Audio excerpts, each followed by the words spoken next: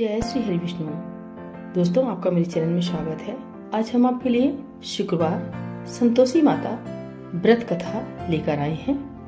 तो दोस्तों, कथा पूरी सुनिएगा, तभी पुण्य फलों की प्राप्ति होती है। अधूरी कथा नहीं छोड़ना चाहिए। और दोस्तों, कथा अच्छी लगे प्लीज लाइक, और नए हैं तो चैनल को सब्सक्राइब कर लें। एक गाँव में एक बुढ़िया रहती थी जिसके 7 बेटे थे। 6 बेटे कमाने वाले थे और एक बेटा निकम्मा था। बुढ़िया माँ छाहो पुत्रों का जूठा 7वें पुत्र को देती। 7वां पुत्र एक दिन अपनी पत्नी से बोला, देखो मेरी माता का मुझ पर कितना प्रेम है। वह बोली, क्यों नहीं, सबका जूठा बचा हुआ तुमको खिलाती हैं। वह बोला, जब तक आंखों से न देखे मान नहीं सकता। पत्नी ने हंसकर कहा, देख लोगे तब तो मानोगे। कुछ दिन बाद एक बड़ा त्योहार आया। घर में 7 प्रकार के भोजन और चूरमा के लड्डू बने। वह पत्नी की बात को जांचने के लिए सिर दर्द का बहाना बनाकर पतला कपड़ा सिर पर ओढ़कर रसोई में जाकर सो गया और कपड़े में से सब दिखता रहा। छाहो भाई भोजन करने आए। उसने देखा माँ ने उनके लिए सुंदर सुंदर आसन बिछाए, 7 प्रकार की रसोई परोसी और आग्रह करके उन्हें भोजन कराती रही। वह देखता रहा। 6 भाई भोजन कर उठे, तब माँ ने उनकी 5 थालियों में से लड्डुओं के टुकड़ों को उठाया और एक लड्डू बनाया। जूठा साफ कर माँ ने उसे पुकारा, उठ बेटा उठ, तेरे भाइयों ने भोजन कर लिया, तू भी उठ कर भोजन कर ले। उसने कहा, माँ मुझे भोजन नहीं करना, मैं परदेश जा रहा हूँ। माता ने कहा, कल जाना हो तो आज ही जा। वह बोला, हाँ हाँ जा रहा हूँ। यह कहकर वह घर से निकल गया। चलते समय उसे पत्नी की याद आई। वह गौशाला में कंडे थाप रही थी।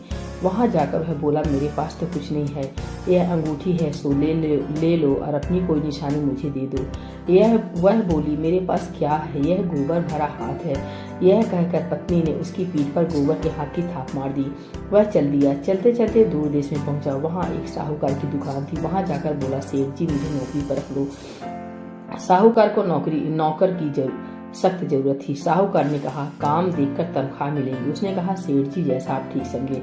उसे साहूकार के यहाँ नौकरी मिल गई। वह वहाँ दिन रात काम करने लगा। कुछ दिन में दुकान का लेन देन, हिसाब किताब, ग्राहकों को माल बेचना, सारा काम करने लगा। साहूकार के साथ 8 नौकर थे। वे सब चक्कर खाने लगे, लेकिन उसने अपनी लगन, परिश्रम और ईमानदारी से सभी को पीछे छोड़ दिया। उसे अपने किए का फल मिला। सेठ ने भी उसका काम देखा और 3 महीने में ही उसे मुनाफे में साझेदार बना लिया। परिश्रम करते करते 12 वर्ष में ही वह नगर का नामी सेठ बन गया और सेठ अपना सारा कारोबार उस पर छोड़कर बाहर चला गया। इधर उसकी पत्नी पर क्या बीती वह सुने। सास ससुर उसे दुख देने लगे। गृहस्थी का काम करवाकर उसे लकड़ी लेने जंगल में भेजते। इस बीच घर की रोटियों के आटे से जो भूसी निकलती उसकी रोटी बनाकर रख दी जाती और फूटे नारियल की नरेली में पानी दिया जाता। इस तरह दिन बीतते रहे। एक दिन वह जब जंगल में लकड़ी लेने जा रही थी, तब उसे रास्ते में बहुत सी स्त्रियां संतोषी माता का व्रत करती दिखाई दी। वह यहाँ खड़ी होकर पूछने लगी, बहनों यह तुम किस देवता का व्रत करती हो, किसके करने से क्या फल मिलता है, इस व्रत के करने की क्या विधि है। यदि तुम अपने इस व्रत का विधान मुझे समझाकर कहोगी तो मैं तुम्हारा बड़ा एहसान मानूंगी। उनमें से एक स्त्री बोली, सुनो, यह संतोषी माता का व्रत है। इसके करने से निर्धनता, दरिद्रता का नाश होता है, लक्ष्मी आती है, मन की चिंताएं दूर होती है, मन को प्रसन्नता और शांति मिलती है, निपुति को पुत्र मिलता है, प्रीतम बाहर गया हो तो वह शीघ्र लौट आता है, कुमारी को कन्या को मन पसंद वर मिलता है, चलता मुकदमा खत्म हो जाता है, ग्रह क्लेश की निवृत्ति हो, सुख शांति होती है, घर में धन जमा हो, धन जायदाद का लाभ होता है तथा और जो भी मन में कुछ कामना हो सब संतोषी माता की कृपा से पूरी हो जाती, इसमें संदेह नहीं है। वह पूछने लगी, यह व्रत कैसे किया जाता है, यह भी बताओ तो बड़ी कृपा होगी। वह स्त्री कहने लगी, बिना परेशानी, श्रद्धा और प्रेम से जितना भी बन सके प्रसाद लेना। 5.25 पैसे से 5.25 आने तक, इससे भी ज्यादा शक्ति और भक्ति के अनुसार गुड़ और चना लें। हर शुक्रवार को निराहार रहकर कथा कहना सुनना, इसके ओम बीज कम नहीं टूटे। लगातार नियम पालन के करना। सुनने वाला कोई ना मिले तो घी का दीपक जलाकर उसके आगे जल के पात्र को रख कथा कहना, परंतु नियम न टूटे। जब तक कार्य सिद्ध न हो नियम पालन करना और कार्य सिद्ध हो जाने पर व्रत का उद्यापन करना। 3 मास में माता पूरा फल प्रदान करती हैं। यदि किसी के ग्रह खोटे हैं तो भी माता 1 वर्ष में अवश्य उनको अनुकूल करती हैं। कार्य सिद्ध होने पर ही उद्यापन करना चाहिए, बीच में नहीं उद्यापन करना चाहिए। उद्यापन में 2.5 सेर आटे का खाजा तथा इसी अनुसार खीर तथा चने का साग बनाना।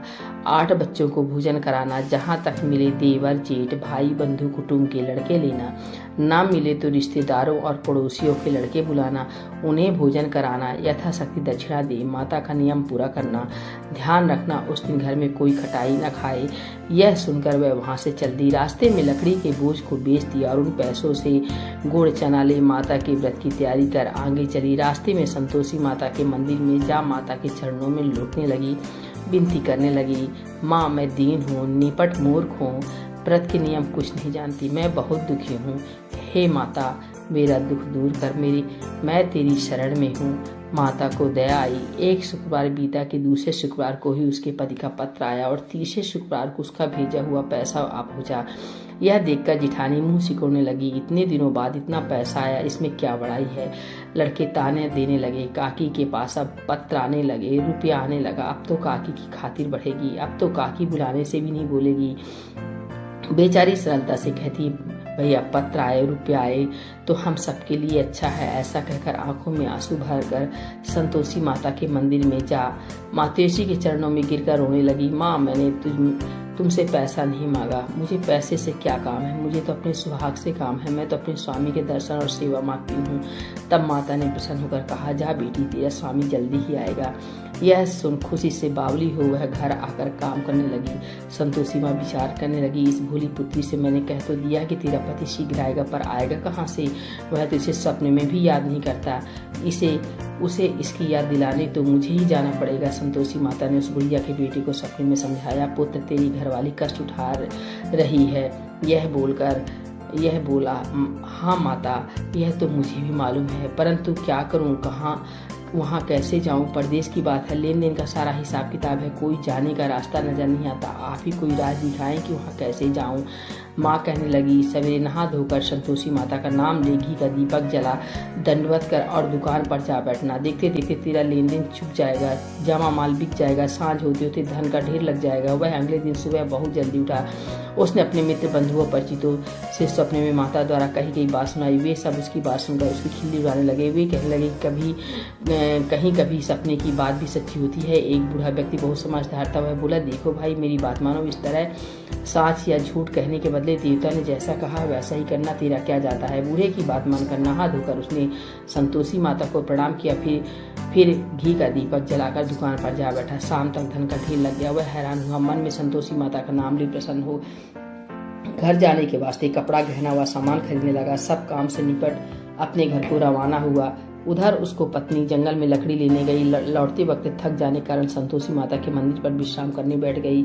यह तो उसका रोज रुकने का स्थान था। धूल उड़ती देख उसने माता से पूछा, हे माता धूल कैसे उड़ रही है। माँ ने कहा, हे पुत्री तेरे पति आ रहा है, अब तू ऐसा कर, लकड़ियों के 3 बोझ बना, एक नदी के किनारे रख, दूसरा मेरे मंदिर पर और तीसरा अपने सिर पर रखकर तेरे पति को लकड़ी का गट्ठा देखकर मोह पैदा होगा, यह वहाँ रुकेगा, नाश्ता पानी बना खाकर माँ से मिलने जाएगा।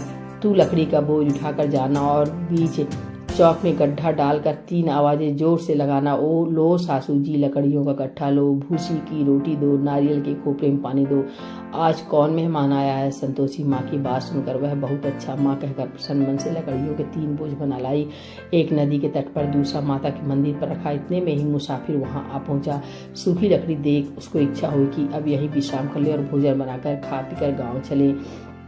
इस प्रकार भोजन कर विश्राम कर वह अपने गांव में आ गया। उसी समय बहुत सिर पर लकड़ी का गट्ठा लिए आई। उसने गट्ठा को आंगन में डाल जोर से 3 आवाजें दी, लो सासू जी लकड़ी का गट्ठा लो, भूसी की रोटी दो, नारियल के खोपर में पानी दो, आज कौन मेहमान आया है। यह सुनकर सास ने अपने दिए हुए कष्टों को भुलाने के लिए कहा, बहू तू ऐसा क्यों कहती है, तेरा मालिक ही तो आया है, बैठ मीठा भात खाकर कपड़े गहने पहन। पत्नी की आवाज़ सुनकर उसका स्वामी बाहर आया और उसके हाथ में पहनी अंगूठी देख व्याकुल हो गया। उसने माँ से पूछा, माया कौन है। माँ बोली, बेटा तेरी पत्नी है, आज 12 वर्ष हो गए हैं जब से तू गया, तब से सारे गाँव में जानवर की तरह भटकती फिरती है, कामकाज कुछ नहीं करती, 4 समय आकर खा जाती है। अब मुझे देखकर भूसी की रोटी और नारियल के खोपरे में पानी मांगती हुए बोला, माँ मैंने इसे भी देखा है और तुम्हें भी, मुझे दूसरे घर की चाबी दो, मैं उसमें रहूंगा। ठीक है बेटा, जैसी तेरी मर्जी, कहकर माँ ने चाबी का गुच्छा बेटी के सामने रख दिया। उसने दूसरे घर को खोलकर सारा सामान जमाया। एक ही दिन में वह राजा के महल जैसा ठाट बाट बन गया। अब क्या था, वह सुख भोगने लगी। अगला शुक्रवार उसने पति से कहा, मुझे संतोषी माता को उद्यापन करना है। पति बोला बहुत अच्छा है, खुशी से कर लो। वह उद्यापन की तैयारी करने लगी। जेठ के लड़कों को भोजन के लिए कहने गई। उन्होंने मंजूर किया, परंतु पीछे से जेठानी ने अपने बच्चों को सिखला दिया, देखो रे भोजन के समय सब लोग खटाई मांगना जिससे उसका उद्यापन पूरा न हो। लड़के भोजन करने आए, खीर पेट भर कर खाई, परंतु बात याद आती कहने लगे हमें कुछ खटाई खाने को दो, खीर खाना हमें भात नहीं है, देख अरुच होती है। लड़के उठ खड़े हुए, बोले पैसा लाओ। भोली बहू कुछ जानती ना थी, उसने उन्हें पैसे दे दिए। लड़कों ने बाजार जाकर उन पैसों से इमली खरीदी और खाई। यह देखकर बहू पर माता जी ने कोप किया। राजा के दूत उसके पद को पकड़ कर ले गए। अब सब मालूम हो जाएगा जब जेल की रोटी खाएगा। बहू से वचन सहन नहीं हुए। वह संतोषी माता के मंदिर में गई और कहने लगी माता तुमने क्या किया? हंसाकर क्यों रुलाने लगी? माता बोली पुत्र तूने मेरा व्रत भंग किया है, इतनी जल्दी सब बातें भुला दी। वह बोली माता भूली तो नहीं हूँ, ना कुछ अपराध किया है, मुझको तो लड़कों ने भूल डाल दिया, मुझे क्षमा करो माँ। माँ बोली ऐसी भूल भी कहीं होती है? वह बोली अब कोई भूल नहीं होगी, अब बताओ मेरे पति कैसे आएंगे? माँ बोली पुत्री जा, तेरा पति तुझे रास्ते में ही आता मिलेगा। वह मंदिर से निकलकर बाहर आई तो रास्ते में उसे अपना पति आता हुआ मिला। उसने पूछा कहाँ गए थे? वह बोला इतना धन जो कमाया है उसका कर राजा ने मांगा तो वह भरने गया था। वह प्रसन्न होकर बोली भला हुआ, आप घर चलो। फिर अगला शुक्रवार आया। वह बोली मुझे माता को उद्यापन करना है। पत्नी कहा ठीक है करो। वह फिर जेठ के लड़कों से भोजन को कहने गई। जेठानी ने लड़कों को सिखा दिया कि तुम पहले ही खटाई मांगना। लड़के भोजन करने बैठे, लेकिन भोजन करने से पहले ही कहने लगे हमें खीर पूरी नहीं भाती, जी बिगड़ता है, कुछ खटाई खाने को दो। वह बोली खटाई खाने को नहीं मिलेगी, खाना हो तो खाओ। उनके उठकर चले जाने पर उसने ब्राह्मणों के लड़के बुलाकर भोजन करवाया। दक्षिणा की जगह उन्हें एक एक फल दिया। इससे संतोषी माता प्रसन्न हो गई। माता की कृपा से 9 माह बाद उसको चंद्रमा के समान एक सुंदर पुत्र प्राप्त हुआ। पुत्र को लेकर वह प्रतिदिन संतोषी माता के मंदिर में जाने लगी। माँ ने सोचा कि रोज आती है, आज क्यों ना मैं ही इसके घर चलूं, इसका आशा देखूं तो सही।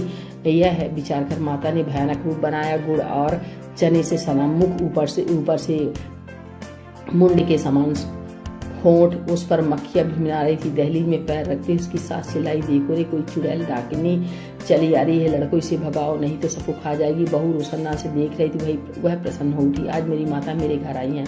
यह कहकर दूध पीते बच्चे को गोद उतार दिया। इस पर उसको सास क्रोध में भरकर बोली अरे राण, इसे देखकर कैसी उतावली हुई है जो बच्चे को पटक दिया। इतने में माँ के प्रताप से जहाँ देखो वहाँ लड़के नजर आने लगे। वह बोली माँ जी मैं जिनका व्रत करती हूँ यह वही संतोषी माता है। इतना कह उसने झट से घर के सारे किवाड़ खोल दिए। सबने माता के चरण पकड़ लिए और विनती करने लगी हे माता हम मूर्ख है, अज्ञानी हैं, तुम्हारे व्रत की विधि हम नहीं जानते, तुम्हारा व्रत भंग कर हमने बड़ा अपराध किया है। हे माता आप हमारे अपराधों को क्षमा करो।